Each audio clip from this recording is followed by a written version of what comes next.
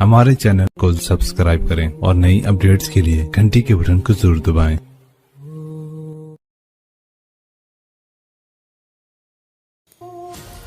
बिस्मिल्लाहिर्रहमानिर्रहीम, अस्सलामु अलैकुम वरहमतुल्लाहि वबरकातुहू। नाज़रीन इकराम, आप देख रहे हैं जमजम ग्राफी। गुजरात फाइल्स, पसे पर्दा हक़ाइक़ का इंकशाफ, बाब नंबर 2, किस्त नंबर 10। आइए शुरू करते हैं।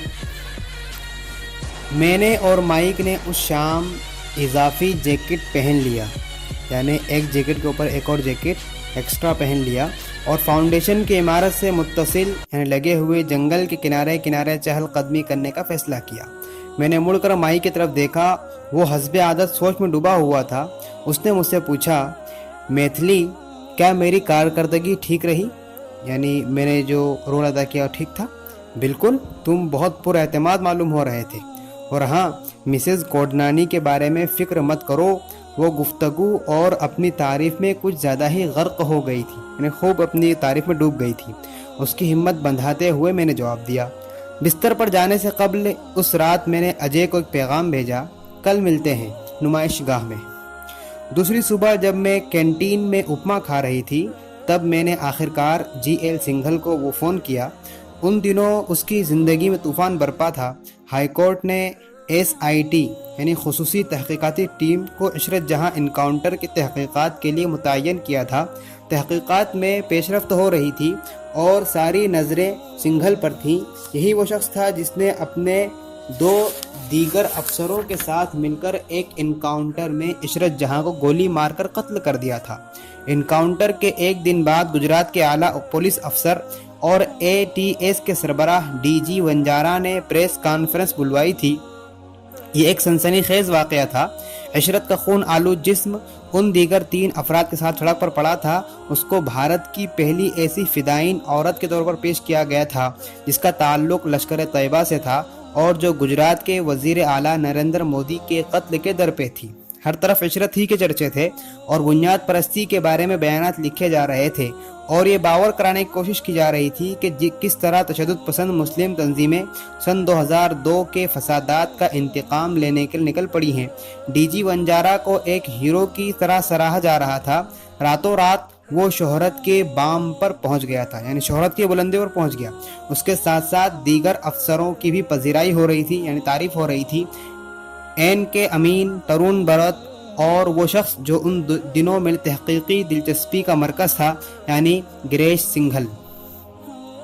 दरियासना यानी इसी दौरान इशरत के अहल खाना ने अपनी बेटी इशरत जहां के कत्ल के मामले में इंक्वायरी के लिए सुप्रीम कोर्ट में एक अर्जी दाखिल की। गुजरात हाई कोर्ट के जरिए एक अदालती कमेटी मुतय्यन की गई थी और उसका फैसला सन 2008 में दिया जा चुका था। लेकिन गुजरात हाई कोर्ट के साबिक मजिस्ट्रेट की सरबराही वाली जस्टिस तमाम कमेटी ने एक ऐसा फैसला दिया जिसने पूरे मुल्क को सकते में डाल दिया। वो फैसला ये था कि इशरत जहां का कत्ल एक फर्जी इनकाउंटर था। मामले की मज़ीद तहकीकात दरकार हैं, यानी इसमें और भी छानबीन होनी चाहिए। इस फैसले के बाद इंसानी हकूक़ के कारकुनान और वकला यानी वकील लोग, लॉयर्स सड़कों पर उतर आए और उन अफसरान के खिलाफ एहतजाज करने लगे जिन्होंने इक़्तिदार का गलत इस्तेमाल करते हुए मासूमों को मौत के घाट उतार दिया था। मामला यूं ही रुका रहा, यहाँ तक अहले खाना ने गुजरात हाई कोर्ट में अर्ज़ी दाखिल की कि मज़ीद तहकीकात की जाएँ।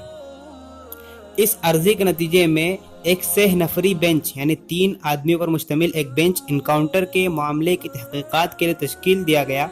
कुछ दिनों बाद सन 2013 में गुजरात हाई कोर्ट के जरिए इनकाउंटर मामले पर तहकीकात के लिए मुतय्यन CBI टीम ने भी इसको फर्जी करार दिया और गुजरात के आला पुलिस अफसरों के नाम बतौर मुल्ज़िमीन दर्ज किए गए, यानी उन्हें मुल्ज़िम ठहराया गया। ये सन 2010 की बात है जब इस मामले की तफ्तीश सुप्रीम कोर्ट के हुक्म के मुताबिक SIT को दी गई थी। मैंने सिंघल से मिलने के लिए पहली बार वक्त मांगा। फ़ोन बजा और मैंने ख़ास अंग्रेज़ी लहजे में अपना तारुफ करवाया, लेकिन जवाब ज़्यादा उम्मीद अफजा नहीं था, यानी ज़्यादा उम्मीद नहीं थी जवाब की। सिंघल ने मुझे बाद में फ़ोन करने को कहा। मेरी सारी उम्मीदें उस शख्स से लगी थी। यही वो शख्स था जिससे मुझे अपनी तहकीकात की शुरुआत करनी थी, अपनी छानबीन की शुरुआत करनी थी। मैं सोचने लगी कि इस मामले पर आगे कैसे बढ़ूंगी। اسی صبح اخبارات نے لکھا کہ سنگھل کی گرفتاری SIT کے ذریعے ہونے والی ہے۔ اس طرح کے کشیدہ حالات میں یہ بات معمول کے بالکل عین مطابق تھی کہ سنگھل بیرون ملک سے لوٹی کسی فلم ساز سے باتیں کرنے کے بجائے اپنے بچاؤ کے لیے قانونی حل تلاش کرنے کے بارے میں سوچتا۔ میں نے مائک کو مطلع کر دیا تھا، یعنی اس کو نوٹیفائی کر دیا تھا کہ آج اس کی ضرورت نہیں ہوگی۔ مائک کی دوستی ہاسٹل میں رہنے والے کچھ لوگوں سے بھی ہو گئی تھی۔ انہیں لوگوں میں سے ایک پانن گواک لنچ تھی جو گرین لینڈ کے رہنے والی تھی اور جسے ہم سب پانی کہہ کر بلاتے تھے۔ مجھے لگا کہ مائک اور اس میں گاڑھی چھن رہی ہے، یعنی ان کی دوستی ہو رہی ہے۔ جب اسے معلوم ہوا کہ آج کام کے لیے اس کی ضرورت نہیں ہوگی تو اس نے پانی کو فوٹوگراف ٹرپ پر لے جانے کی پیشکش کر دی اور وہ خوشی خوشی راضی بھی ہو گئی۔ مجھے یاد آیا کہ آج شام کو میری اپنی فوٹوگرافی ٹرپ ہے۔ یہ سوچ کر کہ آج کرنے کے لیے کچھ ہے نہیں، میں واپس اپنے کمرے میں چلی آئی اور گزشتہ چند ایام کے حالات کو سپرد قرطاس کرنے لگی، یعنی جو پچھلے واقعات پیش آئے تھے انہیں لکھنے لگی۔ اس شام جب میں نمائش گاہ پر پہنچی تو اجے اپنے دوست کی نمائش میں مہمان نوازی کا فرض انجام دے رہا تھا۔ ہر شخص سے میرا تعارف ایک امریکی فلم ساز کے طور پر کرایا گیا۔ بس اتنا کہنا کافی تھا۔ سب لوگ مجھ سے تکنیکی سوالات کرنے لگ گئے، مثلا تمہارا کیمرہ کون دیکھے گا، کون سا کیمرہ استعمال کرتی ہو، شوٹنگ کب شروع کرو گی، وغیرہ وغیرہ۔ میں نے جوابات کی مشق کر لی تھی کیونکہ مجھے اس طرح کے سوالات کی توقع پہلے ہی سے تھی اور اس لیے بڑے آرام سے ان کے جوابات دیے۔ اجے متاثر لگ رہا تھا، پربھاوی لگ رہا تھا۔ اس نے امداوادنی گپھا کی سیر کروائی اور کافی اور سموسے کے لیے بیٹھنے سے قبل اس جگہ کی تاریخ پر میری ایک مختصر کلاس لے ڈالی۔ ہمارے بغل میں ہی کالج کا ایک گروپ تھا، کوئی گٹار بجا رہا تھا تو کوئی ایک کونے میں اپنی محبوبہ کے ساتھ بیٹھا تھا۔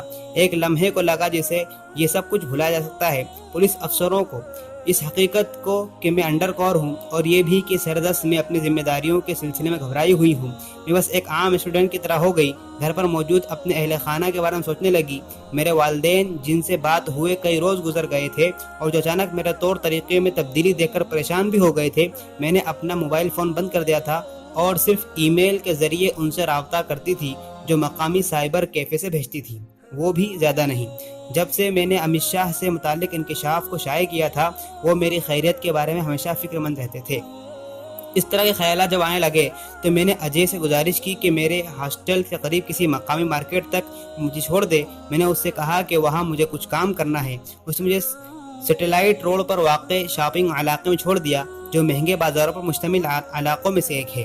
یہ دکھانے کے لیے کہ صحیح معنی میں مجھے کام ہے، میں ایک سپر مارکیٹ کے اندر چلی گئی، کچھ اشیاء خریدی، یعنی کچھ چیزیں خریدی اور پھر سپر مارکیٹ سے ٹھیک متصل ایک PCO میں گھس گئی۔ رابطہ رکھنے کا یہ سب سے محفوظ طریقہ تھا، یعنی کانٹیکٹ کرنے کا سب سے محفوظ طریقہ یہی تھا۔ میں نے اپنے گھر کا لینڈ لائن نمبر ڈائل کیا۔ میری ماں جو ہمیشہ میری قوت کا سرچشمہ رہی ہے، انہوں نے فون اٹھایا۔ وہ چاہتی تھی کہ میں واپس لوٹ آؤں۔ اس کو صحافت نہیں کہتے، یعنی اسے پترکاریتا نہیں کہتے کہ مجھے اپنے ہی اہل خانہ کے ساتھ رابطے سے محروم رہنا پڑے۔ جتنا مجھ سے ہو سکتا تھا میں نے ان کی ڈھارس بندھائی اور دل میں ویرانی کا احساس لیے فون رکھ دیا۔ اگلی صبح میں نے سنگھل کو دوبارہ فون کیا اور اس بار اس نے ملاقات کا وعدہ کر لیا۔ وہ پریشان کن سفر جس پر میری تحقیقات مجھے لے جانے والی تھی اس کی ابتدا آخرکار ہو چکی تھی۔ دوسرا باب